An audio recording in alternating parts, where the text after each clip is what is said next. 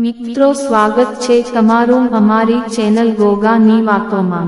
મિત્રો ગરીબી આવે તે પહેલા જ આવવા લાગે છે આ સંકેતો। આચાર્ય ચાણક્ય દ્વારા કહેવામાં આવેલી વસ્તુઓ આજે પણ પ્રાસંગિક છે। આજે પણ લોકો ચાણક્ય નીતિનો અભ્યાસ કરે છે। ચાણક્ય નીતિ માણસને સફળ બનવાની પ્રેરણા આપે છે। આચાર્ય ચાણક્યની નીતિઓ કોઈ પણ વ્યક્તિને બદલવામાં મહત્વપૂર્ણ યોગદાન આપી શકે છે।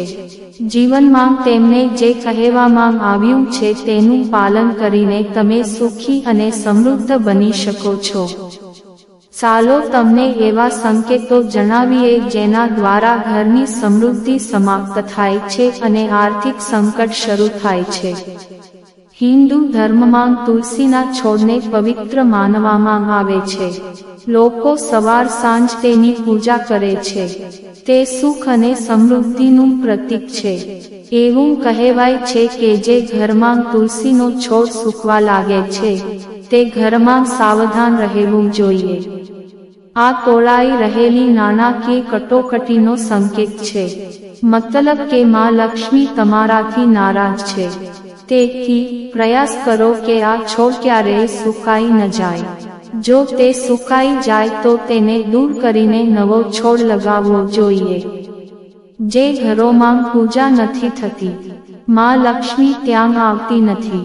પૂજા કરવાથી ઘરમાં સકારાત્મક ઉર્જા રહે છે, જેનાથી દેવી લક્ષ્મી આકર્ષિત થાય છે અને તે લાંબા સમય સુધી ઘરમાં રહે છે।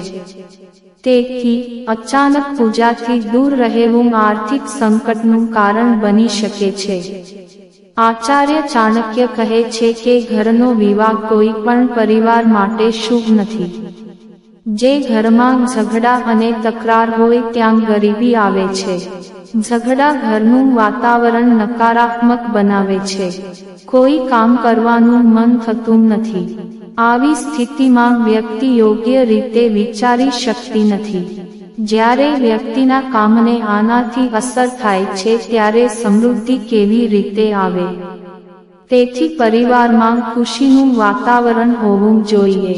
આચાર્ય ચાણક્ય કહે છે કે જે ઘરોમાં વડીલોનું સન્માન નથી થતું ત્યાં આર્થિક સંકટ ઝડપથી આવે છે।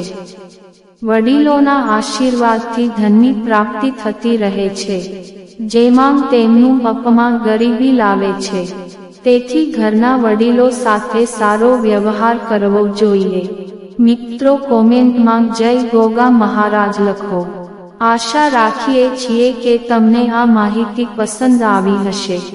ગોગાની વાતો ચેનલને સબસ્ક્રાઇબ કરવાનું ભૂલશો નહીં। તમે વિડીયો પૂરેપૂરો જોવા બદલ તમારો ખૂબ ખૂબ આભાર।